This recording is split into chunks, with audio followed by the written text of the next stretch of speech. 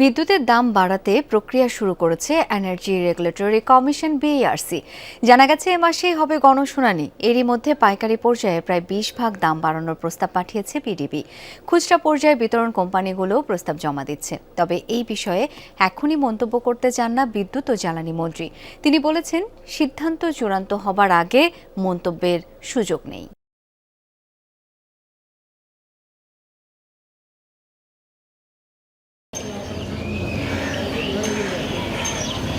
Petrol, octane, ডিজেলের দাম বাড়ানোর পরই গুঞ্জন ওঠে বিদ্যুতের দর বৃদ্ধি নিয়ে। পরিস্থিতি যাচাই গেল মাসে গঠন করা হয় উচ্চ পর্যায়ের আহ্বায়ক কমিটি।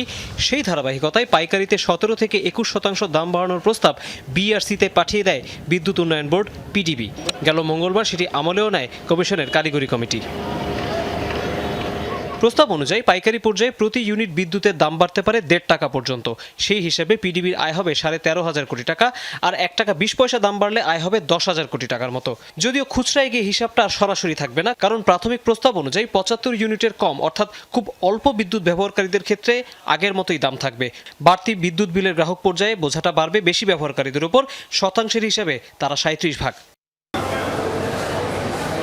বৃহস্পতিবার রাজধানীতে নবায়নযোগ্য জ্বালানির প্রদর্শনী উদ্বোধন করেন বিদ্যুৎ ও জ্বালানি মন্ত্রী। প্রশ্নের জবাবে তিনি জানান, কোনো সিদ্ধান্ত এখনো চূড়ান্ত নয়। আমি এখনো এই ব্যাপারে কোনো মন্তব্য করব না। এটা বিআরসি কি করতেছে বিআরসি জানে। হাজারবার বললে আমি উত্তর দেবো না। আমি তোমাকে বলছি যেটা হয় নাই তো সেটা বলবো না। গত 15 বছরে পাইকারিতে 12 বার ও গ্রাহক পর্যায়ে 14 বার দাম বেড়েছে বিদ্যুতের। ক্যাপাসিটি চার্জের নামে বেসরকারি খাতে ভাড়া হিসেবে গুনতে হয়েছে বিপুল অর্থ। গত অর্থ বছরেও ভর্তুকি গুনতে হয়েছে 58,000 কোটি টাকার। নতুন প্রস্তাব অনুযায়ী গ্রাহক পর্যায়ে প্রতি ইউনিটের দাম বাড়তে পারে 1 টাকা 38 পয়সা পর্যন্ত। কতখানি অন্যায় ও অযৌক্তিক মূল্য সংযোজন করা হয়েছে তা কমিয়ে কতটা ঘাটতি কমানো যায় সেটা নিশ্চিত হওয়ার জন্য বিআরসিকে গণশুনানির জন্য আদেশ দেওয়া হোক। সরকারের কাছে বলে এসেছি, তত্ত্বাবধায়ক সরকারের কাছে বলেছি, কিন্তু সে বিষয়টি আমলে নেওয়া হয়নি। তেলের ক্ষেত্রেও এবং বিদ্যুতের ক্ষেত্রেও, পরবর্তীতে হয়তো গ্যাসের ক্ষেত্রে আসবে। বিদ্যুতের পাইকারি ও খুচরা মূল্য নিয়ে গণশুনানি হতে পারে 20 ও 21 মে।